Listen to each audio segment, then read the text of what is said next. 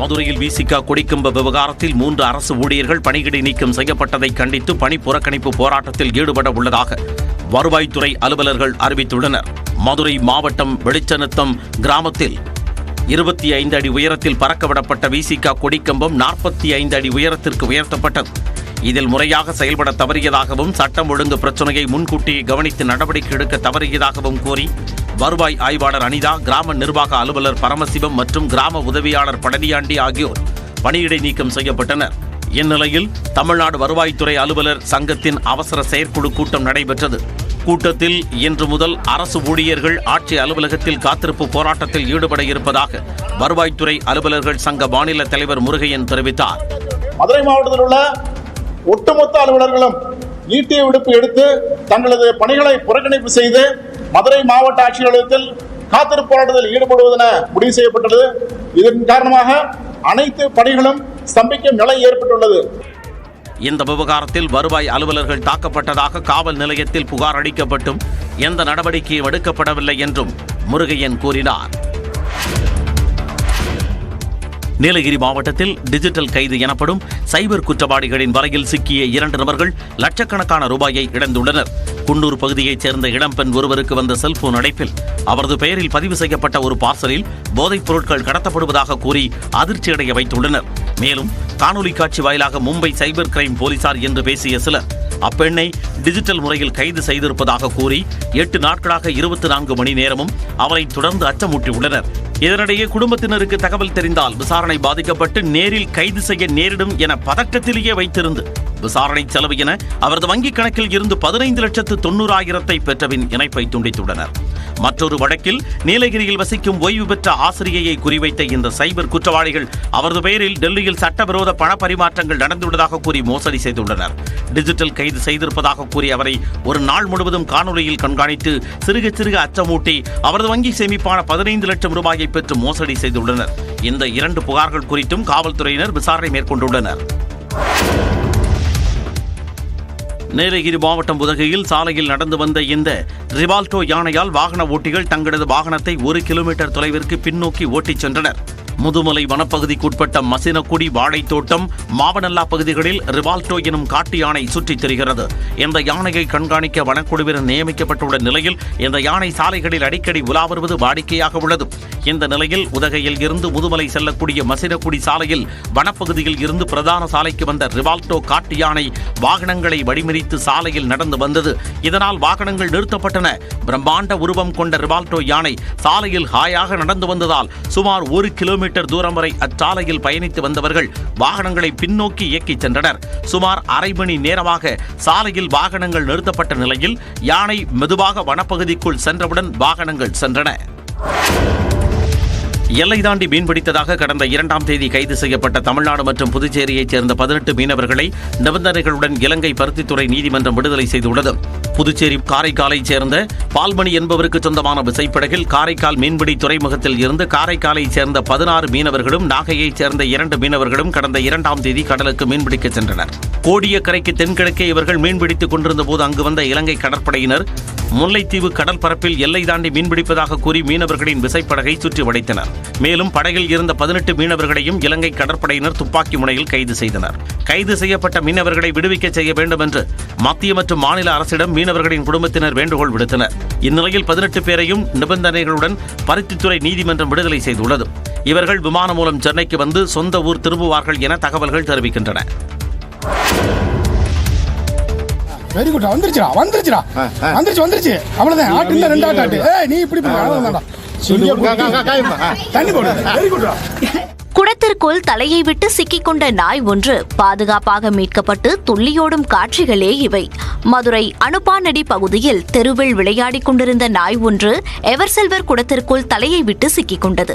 தலை நன்றாக சிக்கியதால் வெளியே எடுக்க முடியாமல் நாய் தவித்தது. அதை கண்ட அப்பகுதி மக்கள் தீயணைப்பு நிலையத்திற்கு தகவல் தெரிவித்தனர். அதன்படி சம்பவ இடத்திற்கு சென்ற தீயணைப்பு துறையினர் நாயை மீட்க போராடினர். தலை எளிதாக வெளியேற ஆயிலும் ஊற்றப்பட்டது. அவ்வளவுதான். ஆட்டு இல்ல 2 ஆட்டு. நீ இப்படி தண்ணி போடு. Very good. Very good. நீண்ட நேர போராட்டத்திற்கு பின்னர் பாதுகாப்பாக மீட்கப்பட்ட நாய் துள்ளி குதித்து ஓடியது. திருச்சி மாவட்டம் மணப்பாறை மற்றும் சுற்றுவட்டார பகுதிகளில் பயங்கர வெடிச்சத்தத்துடன் நில அதிர்வு ஏற்பட்டதால் பொதுமக்கள் அச்சமடைந்தனர். மணப்பாறை மற்றும் அதனை சுற்றியுள்ள கோவில்பட்டி, புத்தானத்தம், துவரங்குறிச்சி உள்ளிட்ட பல்வேறு பகுதிகளில் திடீரென வெடி வெடித்தது போல பயங்கர சத்தம் கேட்டது. அப்போது லேசான நில அதிர்வையும் பொதுமக்கள் உணர்ந்தனர். வீட்டில் இருந்த கதவு, ஜன்னல்கள், பாத்திரங்கள் அதிர்ந்ததால் மக்கள் அச்சமடைந்தனர். ஆனால் ஒரு சில இடங்களில் அதிர்வு இல்லை எனவும் சத்தம் மட்டுமே கேட்டதாகவும் மக்கள் தெரிவித்தனர். சின்ன சவுண்டு மட்டும் பெருசாக கேட்டுச்சு, பிளாஸ்ட் ஆன மாதிரி, அதாவது டயர் வெடித்த மாதிரி ஒரு டப்புன்னு ஒரு பெரிய சவுண்டு. வெளியே வந்து பார்த்தோம், அதுக்கு நிலநடுக்கம் அந்த மாதிரிலாம் எதுவும் இல்லை. ஃபீல் மட்டும் சவுண்டு மட்டும்தான் ரொம்ப பயங்கரமாக கேட்டுச்சு. வீரப்பூர் அருகே உள்ள வீரமலை பகுதியில் மத்திய பயிற்சி கல்லூரி சார்பில் துப்பாக்கி சுடும் பயிற்சி நடைபெற்று வருகிறது. அங்கிருந்து இந்த சத்தம் வந்ததா அல்லது அருகே உள்ள கல்குவாரியில் வெடி வெடித்ததால் ஏற்பட்ட அதிர்வா என ஆய்வு நடத்த வேண்டும் என மக்கள் கோரிக்கை விடுத்துள்ளனர். உள்நாட்டு போரால் ஆட்சி கவிழ்ப்புக்கு உள்ளான சிரியாவில் சிக்கி தவித்த ஜம்மு காஷ்மீரை சேர்ந்தவர்கள் உள்பட 75 இந்தியர்கள் மீட்கப்பட்டுள்ளனர். சிரியாவில் அதிபராக இருந்த பஷார் அல் அசாத்துக்கு எதிராக ஹயத் தஹ்ரீர் அல் ஷாம் என்ற அமைப்பினர் கிளர்ச்சியில் ஈடுபட்டனர். தலைநகர் டமாஸ்கஸ்குள் கிளர்ச்சி படையினர் நுழைந்து அதிபர் மாளிகையை கைப்பற்றினர். இதனைத் தொடர்ந்து பஷார் அல் அசாத் ரஷ்யாவில் தஞ்சமடைந்தார். இந்நிலையில் சிரியாவில் உள்ள முக்கிய வழிபாட்டு தலமான சைதா ஜைனா பகுதியில் இந்தியர்கள் சிக்கி தவிப்பதாக வெளியுறவுத்துறைக்கு தகவல் கிடைத்தது. இதனைத் தொடர்ந்து ஜம்மு காஷ்மீரிலிருந்து சென்ற 44 பேர் உள்பட 75 பேர் பத்திரமாக மீட்கப்பட்டனர். அவர்கள் பாதுகாப்பாக லெபனான் எல்லையை கடந்துள்ளதாகவும் வர்த்தக விமானம் மூலம் இந்தியாவுக்கு திரும்புவார்கள் என்றும் வெளியுறவு அமைச்சகம் தெரிவித்துள்ளது. சிரியா மற்றும் லெபனானில் உள்ள இந்திய தூதரகங்கள் ஒருங்கிணைந்து மீட்பு நடவடிக்கையில் ஈடுபட்டதாகவும் தெரிவிக்கப்பட்டுள்ளது. வெளிநாடுகளில் உள்ள இந்தியர்களின் பாதுகாப்பில் அரசு கவனம் செலுத்தி வருவதாகவும் குறிப்பிட்டுள்ளது. அந்த பிராந்தியத்தில் நிலவும் சூழலை உன்னிப்பாக கண்காணித்து வருவதாகவும் சிரியாவில் உள்ள இந்தியர்களின் நிலையை தொடர்ந்து கண்காணித்து வருவதாகவும் வெளியுறவுத்துறை அமைச்சகம் தெரிவித்துள்ளது. மதுரையில் விசிகா கொடிக்கம்ப விவகாரத்தில் 3 அரசு ஊழியர்கள் பணியிடை நீக்கம் செய்யப்பட்டதை கண்டித்து பணி புறக்கணிப்பு போராட்டத்தில் ஈடுபட உள்ளதாக வருவாய்த்துறை அலுவலர்கள் அறிவித்துள்ளனர். மதுரை மாவட்டம் வெளிச்சநத்தம் கிராமத்தில் 25 அடி உயரத்தில் பறக்கவிடப்பட்ட விசிகா கொடிக்கம்பம் 45 அடி உயரத்திற்கு உயர்த்தப்பட்டது. இதில் முறையாக செயல்பட தவறியதாகவும் சட்டம் ஒழுங்கு பிரச்சனையை முன்கூட்டியே கவனித்து நடவடிக்கை எடுக்க தவறியதாகவும் கூறி வருவாய் ஆய்வாளர் அனிதா, கிராம நிர்வாக அலுவலர் பரமசிவம் மற்றும் கிராம உதவியாளர் பழனியாண்டி ஆகியோர் பணியிடை நீக்கம் செய்யப்பட்டனர். இந்நிலையில் தமிழ்நாடு வருவாய்த்துறை அலுவலர் சங்கத்தின் அவசர செயற்குழு கூட்டம் நடைபெற்றது. கூட்டத்தில் இன்று முதல் அரசு ஊழியர்கள் ஆட்சி அலுவலகத்தில் காத்திருப்பு போராட்டத்தில் ஈடுபட இருப்பதாக வருவாய்த்துறை அலுவலர்கள் சங்க மாநில தலைவர் முருகையன் தெரிவித்தார். மதுரை மாவட்டத்தில் உள்ள ஒட்டுமொத்த அலுவலர்களும் ஈட்டிய விடுப்பு எடுத்து தங்களது பணிகளை புறக்கணிப்பு செய்து மதுரை மாவட்ட ஆட்சியர் அலுவலகத்தில் காத்திருப்பு போராட்டத்தில் ஈடுபடுவதென முடிவு செய்யப்பட்டது. இதன் காரணமாக அனைத்து பணிகளும் ஸ்தம்பிக்கும் நிலை ஏற்பட்டுள்ளது. இந்த விவகாரத்தில் வருவாய் அலுவலர்கள் தாக்கப்பட்டதாக காவல் நிலையத்தில் புகார் அளிக்கப்பட்டும் எந்த நடவடிக்கையும் எடுக்கப்படவில்லை என்றும் முருகையன் கூறினார். நீலகிரி மாவட்டத்தில் டிஜிட்டல் கைது எனப்படும் சைபர் குற்றவாளிகளின் வலையில் சிக்கிய 2 நபர்கள் லட்சக்கணக்கான ரூபாயை இழந்துள்ளனர். குன்னூர் பகுதியைச் சேர்ந்த இளம்பெண் ஒருவருக்கு வந்த செல்போன் அழைப்பில் அவரது பெயரில் பதிவு செய்யப்பட்ட ஒரு பார்சலில் போதைப் பொருட்கள் கடத்தப்படுவதாக கூறி அதிர்ச்சியடைய வைத்துள்ளனர். மேலும் காணொலி காட்சி வாயிலாக மும்பை சைபர் கிரைம் போலீசார் என்று பேசிய சிலர் அப்பெண்ணை டிஜிட்டல் முறையில் கைது செய்திருப்பதாக கூறி 8 நாட்களாக 24 மணி நேரமும் அவரை தொடர்ந்து அச்சமூட்டியுள்ளனர். இதனிடையே குடும்பத்தினருக்கு தகவல் தெரிந்தால் விசாரணை பாதிக்கப்பட்டு நேரில் கைது செய்ய நேரிடும் என பதட்டத்திலேயே வைத்திருந்து விசாரணை செலவு என அவரது வங்கிக் கணக்கில் இருந்து 15,90,000 பெற்றபின் இணைப்பை துண்டித்துள்ளனர். மற்றொரு வழக்கில் நீலகிரியில் வசிக்கும் ஓய்வு பெற்ற ஆசிரியையை குறிவைத்த இந்த சைபர் குற்றவாளிகள் அவரது பெயரில் டெல்லியில் சட்டவிரோத பண பரிமாற்றங்கள் நடந்துள்ளதாக கூறி மோசடி செய்துள்ளனர். டிஜிட்டல் கைது செய்திருப்பதாக கூறி அவரை ஒரு நாள் முழுவதும் காணொலியில் கண்காணித்து சிறுக சிறுக அச்சமூட்டி அவரது வங்கி சேமிப்பான 15 லட்சம் ரூபாயை பெற்று மோசடி செய்துள்ளனர். இந்த 2 புகார்கள் குறித்தும் காவல்துறையினர் விசாரணை மேற்கொண்டுள்ளனர். நீலகிரி மாவட்டம் உதகையில் சாலையில் நடந்து வந்த இந்த ரிவால்டோ யானையால் வாகன ஓட்டிகள் தங்களது வாகனத்தை 1 கிலோமீட்டர் தொலைவிற்கு பின்னோக்கி ஓட்டிச் சென்றனர். முதுமலை வனப்பகுதிக்குட்பட்ட மசினக்குடி வாழைத்தோட்டம் மாவனல்லா பகுதிகளில் ரிவால்டோ எனும் காட்டு யானை சுற்றித் திரிகிறது. இந்த யானையை கண்காணிக்க வனக்குழுவினர் நியமிக்கப்பட்டுள்ள நிலையில் இந்த யானை சாலைகளில் அடிக்கடி உலா வருவது வாடிக்கையாக உள்ளது. இந்த நிலையில் உதகையில் இருந்து முதுமலை செல்லக்கூடிய மசினக்குடி சாலையில் வனப்பகுதியில் இருந்து பிரதான சாலைக்கு வந்த ரிவால்டோ காட்டு யானை வாகனங்களை வழிமறித்து சாலையில் நடந்து வந்தது. இதனால் வாகனங்கள் நிறுத்தப்பட்டன. பிரம்மாண்ட உருவம் கொண்ட ரிவால்டோ யானை சாலையில் ஹாயாக நடந்து வந்ததால் சுமார் 1 கிலோமீட்டர் தூரம் வரை அச்சாலையில் பயணித்து வந்தவர்கள் வாகனங்களை பின்னோக்கி இயக்கிச் சென்றனர்.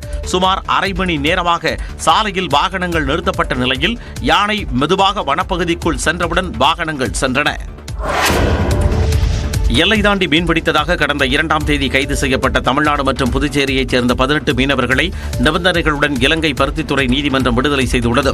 புதுச்சேரி காரைக்காலைச் சேர்ந்த பால்மணி என்பவருக்கு சொந்தமான விசைப்படகில் காரைக்கால் மீன்பிடி துறைமுகத்தில் இருந்து காரைக்காலைச் சேர்ந்த 16 மீனவர்களும் நாகையைச் சேர்ந்த 2 மீனவர்களும் கடந்த 2ஆம் தேதி கடலுக்கு மீன்பிடிக்க சென்றனர். கோடியக்கரைக்கு தென்கிழக்கே இவர்கள் மீன்பிடித்துக் கொண்டிருந்த போது அங்கு வந்த இலங்கை கடற்படையினர் முல்லைத்தீவு கடல் பரப்பில் எல்லை தாண்டி மீன்பிடிப்பதாக கூறி மீனவர்களின் விசைப்படகை சுற்றி வளைத்தனர்.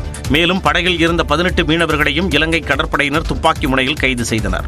கைது செய்யப்பட்ட மீனவர்களை விடுவிக்க செய்ய வேண்டும் என்று மத்திய மற்றும் மாநில அரசிடம் மீனவர்களின் குடும்பத்தினர் வேண்டுகோள் விடுத்தனர். இந்நிலையில் 18 பேரையும் நிபந்தனைகளுடன் பருத்தித்துறை நீதிமன்றம் விடுதலை செய்துள்ளது. இவர்கள் விமானம் மூலம் சென்னைக்கு வந்து சொந்த ஊர் திரும்புவார்கள் என தகவல்கள் தெரிவிக்கின்றன. Very good. வந்துருச்சுடா வந்துருச்சு அவ்வளவுதான். ஆட்டு இல்ல 2 ஆட்டு. நீ இப்படி தண்ணி போடு. வெரி குட்ரா. குடத்திற்குள் தலையை விட்டு சிக்கிக்கொண்ட நாய் ஒன்று பாதுகாப்பாக மீட்கப்பட்டு துள்ளியோடும் காட்சிகளே இவை. மதுரை அனுப்பானடி பகுதியில் தெருவில் விளையாடிக் கொண்டிருந்த நாய் ஒன்று எவர்சில்வர் குடத்திற்குள் தலையை விட்டு சிக்கிக் கொண்டது. தலை நன்றாக சிக்கியதால் வெளியே எடுக்க முடியாமல் நாய் தவித்தது. அதை கண்ட அப்பகுதி மக்கள் தீயணைப்பு நிலையத்திற்கு தகவல் தெரிவித்தனர். அதன்படி சம்பவ இடத்திற்கு சென்ற தீயணைப்பு துறையினர் நாயை மீட்க போராடினர். தலை எளிதாக வெளியேற ஆயிலும் ஊற்றப்பட்டது. வந்துருச்சு அவ்வளவுதான். ஆட்டு இல்ல 2 ஆட்டு. நீ இப்படி தண்ணி போடு. வெரி குட்ரா. Very good. நீண்ட நேர போராட்டத்திற்கு பின்னர் பாதுகாப்பாக மீட்கப்பட்ட நாய் துள்ளி குதித்து ஓடியது. திருச்சி மாவட்டம் மணப்பாறை மற்றும் சுற்றுவட்டார பகுதிகளில் பயங்கர வெடிச்சத்தத்துடன் நில அதிர்வு ஏற்பட்டதால் பொதுமக்கள் அச்சமடைந்தனர். மணப்பாறை மற்றும் அதனை சுற்றியுள்ள கோவில்பட்டி, புத்தானத்தம், துவரங்குறிச்சி உள்ளிட்ட பல்வேறு பகுதிகளில் திடீரென வெடி வெடித்தது போல பயங்கர சத்தம் கேட்டது. அப்போது லேசான நில அதிர்வையும் பொதுமக்கள் உணர்ந்தனர். வீட்டில் இருந்த கதவு, ஜன்னல்கள், பாத்திரங்கள் அதிர்ந்ததால் மக்கள் அச்சமடைந்தனர். ஆனால் ஒரு சில இடங்களில் அதிர்வு இல்லை எனவும் சத்தம் மட்டுமே கேட்டதாகவும் மக்கள் தெரிவித்தனர். சின்ன சவுண்டு மட்டும் பெருசாக கேட்டுச்சு, பிளாஸ்ட் ஆன மாதிரி. அதாவது டயர் வெடித்த மாதிரி ஒரு டப்புன்னு ஒரு பெரிய சவுண்டு. வெளியே வந்து பார்த்தோம், அதுக்கு நிலநடுக்கம் அந்த மாதிரிலாம் எதுவும் இல்லை. ஃபீல் மட்டும் சவுண்டு மட்டும்தான் ரொம்ப பயங்கரமாக கேட்டுச்சு. வீரப்பூர் அருகே உள்ள வீரமலை பகுதியில் மத்திய பயிற்சி கல்லூரி சார்பில் துப்பாக்கி சுடும் பயிற்சி நடைபெற்று வருகிறது. அங்கிருந்து இந்த சத்தம் வந்ததா அல்லது அருகே உள்ள கல்குவாரியில் வெடி வெடித்ததால் ஏற்பட்ட அதிர்வா என ஆய்வு நடத்த வேண்டும் என மக்கள் கோரிக்கை விடுத்துள்ளனர்.